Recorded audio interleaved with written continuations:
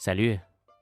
Aujourd'hui, on va apprendre comment éviter un danger que plein d'enfants rencontrent. Parce qu'un petit geste peut faire une grande différence. Tu es prêt? Alors, c'est parti! Un enfant sort de la salle de bain, indiquant une action récente. Les mains mouillées de l'enfant suggèrent l'utilisation récente de l'eau. Un enfant souriant s'approche d'une prise électrique murale, prêt à brancher une tablette. Les prises électriques murales présentent un risque d'électrocution, particulièrement pour les enfants. L'utilisation de dispositifs de sécurité, tels que des cache-prises, est essentielle pour prévenir les accidents. La présence d'eau à proximité d'une prise électrique crée un risque de court-circuit. L'eau est un conducteur d'électricité, ce qui peut entraîner une électrocution. La combinaison d'eau et d'électricité peut causer des blessures graves ou la mort. Le contact de l'eau avec l'électricité représente un danger significatif. L'eau agit comme un conducteur, augmentant le risque de choc électrique. Un choc électrique se produit lorsqu'un courant traverse le corps, perturbant son fonctionnement normal. La gravité d'un choc électrique dépend de l'intensité du courant et de la durée de l'exposition.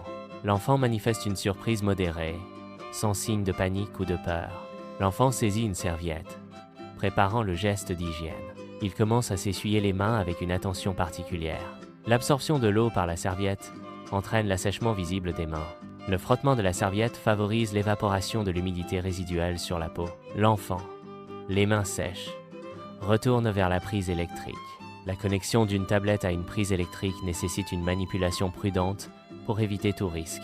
La satisfaction d'un enfant après avoir réussi à connecter une tablette. La réussite d'une tâche simple renforce l'autonomie et la confiance en soi chez l'enfant. L'interaction réussie avec la technologie procure un sentiment d'accomplissement et d'indépendance. Il est impératif d'éviter tout contact entre l'eau et les appareils électriques. La sécurité de l'appareil est assurée par des mains sèches, minimisant les risques électriques. L'utilisation d'appareils électroniques avec des mains sèches est une pratique de sécurité essentielle. L'eau conduit l'électricité, augmentant considérablement le risque de choc électrique lors de l'utilisation d'appareils. La prévention des accidents électriques commence par des gestes simples, comme s'assurer que les mains sont sèches. Ne penche pas la tête en arrière quand tu saignes du nez. Tu es en train de jouer ou courir, et tout à coup, ça coule. Tu saignes du nez. Tu te souviens de ce que beaucoup de gens disent? Penche la tête en arrière. Mais en fait, c'est une mauvaise idée. Quand tu penches la tête en arrière, le sang ne sort plus, il coule dans ta gorge. Et là, tu peux t'étouffer ou même vomir. Pas cool, hein? Ce qu'il faut faire est simple. Penche-toi en avant, pince doucement ton nez, juste là où c'est mou.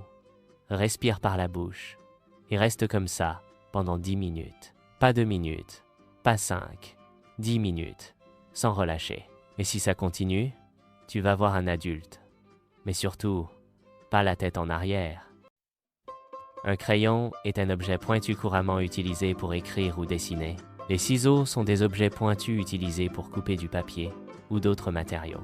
Une fourchette est un ustensile de cuisine pointu utilisé pour piquer et manger des aliments. Courir avec un objet pointu augmente considérablement le risque de blessure accidentelle. La probabilité d'une blessure est directement liée à la vitesse et à la nature pointue de l'objet. Une simple perte d'équilibre en courant peut transformer un objet pointu en une menace. Courir avec des ciseaux peut entraîner une perte d'équilibre et une chute. Une chute avec des ciseaux peut provoquer des coupures ou des blessures graves.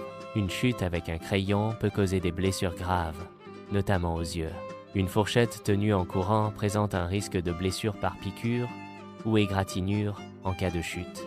Une formation adéquate sur la manipulation des objets pointus est essentielle pour la sécurité. Marchez doucement avec un objet pointu. La pointe dirigée vers le sol minimise les risques de blessure. Le transport d'objets pointus, pointe vers le bas, est sécuritaire dans un environnement d'apprentissage. Une alternative sécurisée consiste à demander à un adulte de transporter l'objet pointu. Il est crucial d'intervenir lorsqu'un ami se met en danger avec des objets pointus. La sensibilisation au risque et l'alerte précoce contribuent à un environnement plus sûr pour tous.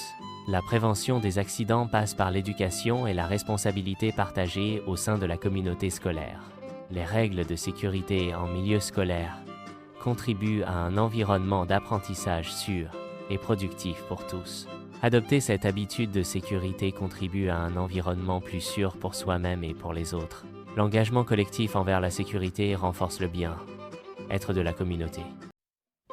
Tu vois, en connaissant les bons gestes, tu deviens un vrai champion de la sécurité. N'oublie pas, la sécurité peut faire une grande différence. À très vite pour d'autres aventures préventives.